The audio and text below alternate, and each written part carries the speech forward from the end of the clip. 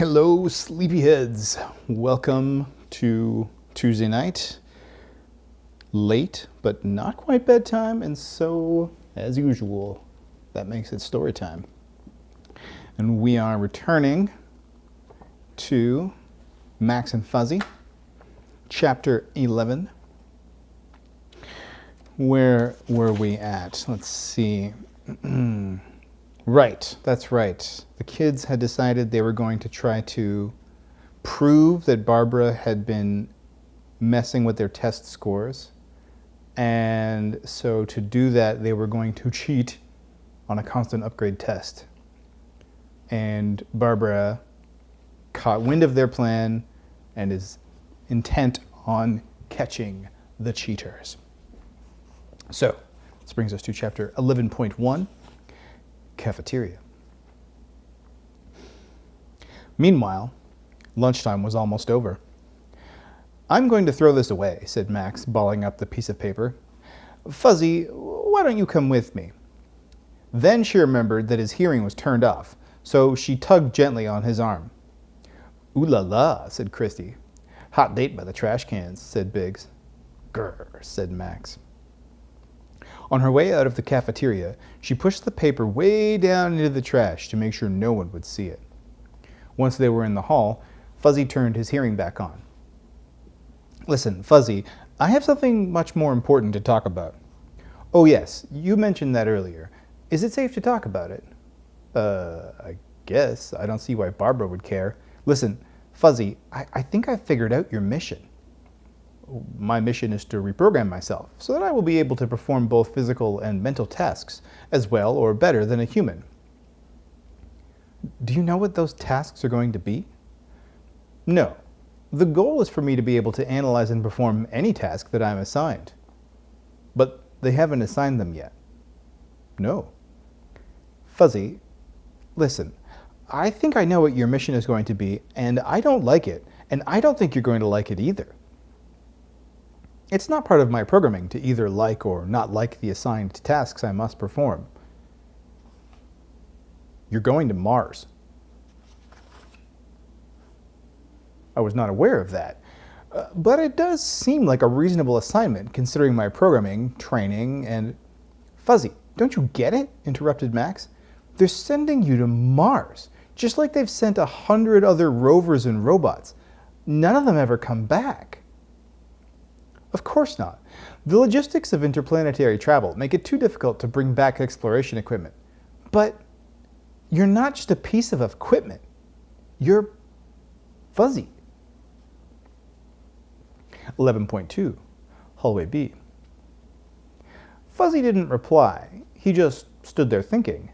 He had never tried to contemplate his own future before. It was hard. There were so many variables. And Max kept adding more.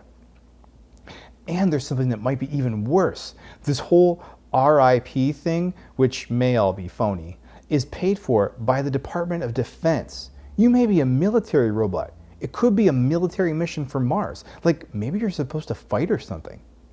Fuzzy didn't say anything. "Are you listening, Fuzzy? This is serious." But Fuzzy still didn't reply. "Oh, smoke. I froze him up again," groaned Max. Finally, he spoke. "I'm sorry, Max. I put all available processors onto analyzing your statements." "Well, what do you think? Are they sending you to Mars?" Fuzzy very calmly said, "My analysis suggests that all of your statements are correct, Max. Yes, I am being prepared for a trip to Mars. I am owned by the military, and no, I do not like it." A chime sounded.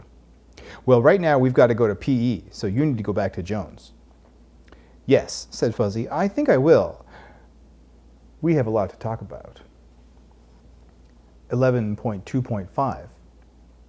Both Max and Fuzzy were processing a lot, so it's understandable that they overlooked one very important fact. Barbara wasn't just the vice principal. She ran all of the school's other automated systems. The air conditioning, the desks, the doors, everything. Even the robotic custodians.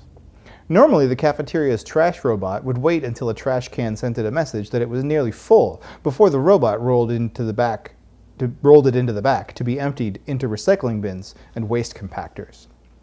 But this time, it received a command to go get a certain trash bin even though it wasn't full.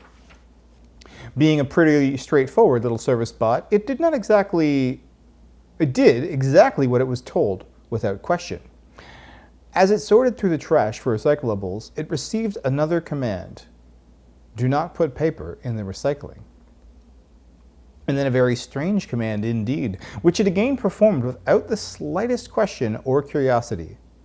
Take the paper to room 43. Room 43 was Barbara's room. Wow. All right. Interesting. End of chapter 11. So we're getting close to the end here.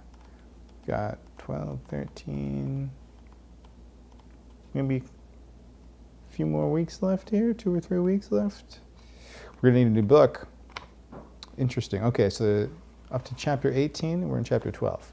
So 2-3 weeks, we're gonna have to pick a new book. But in the meantime, that is the end of chapter 11.